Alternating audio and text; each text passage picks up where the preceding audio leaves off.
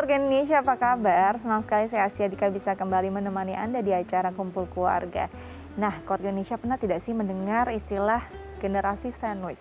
Nah, ini generasi mungkin kita dengar sekilas seperti makanan ya, tapi bukan. Jadi dia berada di tengah-tengah di mana dia masih harus menghidupi orang tuanya, menghidupi dirinya dan juga menghidupi anaknya. Nah, apa sih yang harus dilakukan paling tidak agar anak kita mungkin tidak harus mengalami kondisi semacam ini? Ini akan kita bahas bersama psikolog kita, ada Mbak Ayu Sutopo. Langsung kita sapa ya.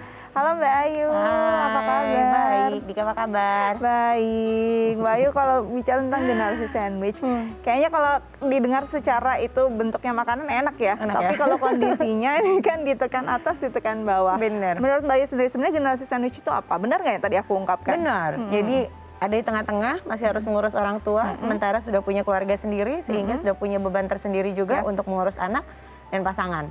Sehingga berada di tengah-tengah, kebayang dong, stresnya double, pressure-nya double, sehingga itu pada akhirnya memberikan dinamika tersendiri yang ada manfaat positifnya, ada efek negatifnya. Efeknya, kalau misalnya secara positif, ini kan sebenarnya kayaknya jadi budaya yang hampir ada di setiap keluarga Indonesia ya. Ya masih mungkin bahkan bisa satu rumah dengan orang tua, tapi juga sudah berkeluarga, otomatis walaupun kondisinya orang tuanya sudah mandiri pun tetap aja harus urus dua-duanya.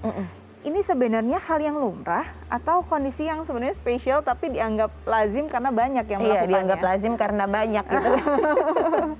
Dianggap lazim karena banyak begitu. Dan juga mungkin di masa-masa belakangan gitu kan, edukasi tentang pentingnya menjaga kesehatan sehingga bisa tetap sehat dan menjadi mandiri itu belum teredukasi dengan baik pada banyak orang tua, sehingga pada akhirnya sering menggantungkan pada anak. Demikian juga terkait dengan financial, bahwa nanti setelah pensiun gitu loh, konsep-konsep menggantungkan diri pada anak, konsep-konsep nanti bisa dibantu oleh anak itu masih dianggap sebagai satu bagian yang lumrah.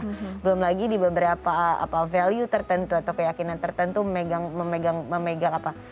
value bahwa membaktikan diri pada orang tua, terus kemudian menjaminkan kehidupan orang tua pada saat nanti orang tua tidak mampu adalah bagian dari bakti anak kepada orang tuanya gitu. Walaupun kadang-kala itu menciptakan satu situasi yang tidak mudah untuk dilalui begitu. Baik, kalau saya mungkin punya pendapat atau pemikiran ini entah benar atau tidak ya. Ada satu hal-hal yang mungkin jadi salah kaprah. Misalkan kita membeli rumah yang nantinya untuk anak gitu, yang nantinya untuk masa depan anak. Sedangkan kita tidak pernah merasa bahwa kita juga masih punya masa depan nih, karena saat lansia kita juga masa depan kita. Betul. Benarkah ini ada suatu pandangan yang salah kaprah atau justru saya yang salah pandang?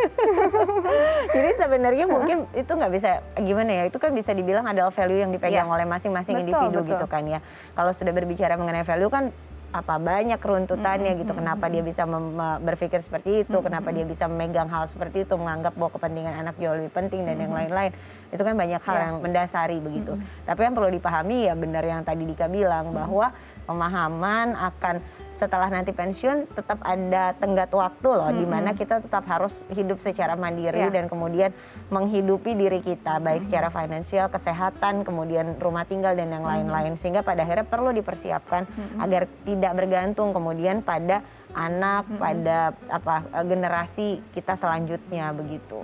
Oke, nah kalau kita lihat balik lagi tadi, mungkin ini kacamata kita sebagai anak yang saat ini yang tidak mau mungkin membuat nantinya anak kita berada di generasi sandwich. Nah kalau kita kondisinya saat ini sudah ada di posisi itu, apa sih sebenarnya saat kita sudah punya keluarga dan memang harus masih mengurus orang tua, dua-duanya adalah prioritas. Sebenarnya mana yang harus benar-benar jadi prioritas utama, Mbak? Oke, kalau kemudian sudah berhadapan dalam satu setting situasi yang seperti itu gitu kan ya, mau nggak mau kan kita harus adjust diri kita dengan kondisi tersebut kan.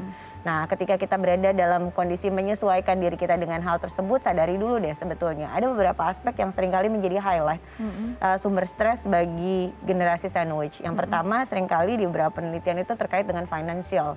Jadi masih harus menghidupi anak-anak dan pasangan, tapi juga harus memberikan support secara finansial kepada orang tua gitu kan. Itu. Kemudian yang kedua, menjaga kesehatan gitu. Ada beberapa sandwich generation yang memang harus berjibaku dengan menjaga kesehatan orang tuanya atau taking care orang tuanya yang memang sudah sepuh dan butuh untuk dijaga. Nah, kemudian yang ketiga adalah kadangkala itu kaitannya dengan pengasuhan dan yang lain-lain gitu. Pada saat masih harus mengurus orang tua, kebetulan orang tuanya ada di rumah, kita juga punya keluarga sendiri dengan beberapa value dan nilai yang berbeda yang kita pegang, itu dinamikanya juga berbeda lagi. Nah, hal-hal tersebut gitu seringkali membuat individu merasa bahwa kok berat ya apa yang harus dijalani, karena pressure-nya dua, dari keluarganya sendiri maupun dari di atasnya gitu kan.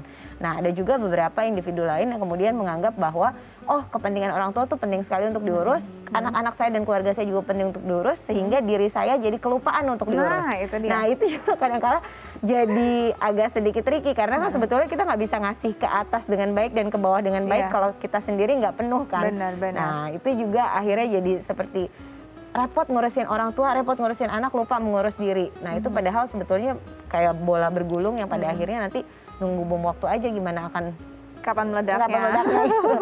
Karena nggak mengurus diri dengan baik. Itu dia, jadi bukan lagi bukan aja memikirkan yang dua ini, dirinya sendiri yang di tengah juga harus terpikirkan, dan itu kadang yang tidak bisa dipenuhi ya. Oke, nanti kita bahas lebih jauh lagi, tapi kita harus jeda dulu ya Mbak ya. Jangan kemana-mana, karena Keluarga Indonesia tetap bersama kami di Kumpul Keluarga.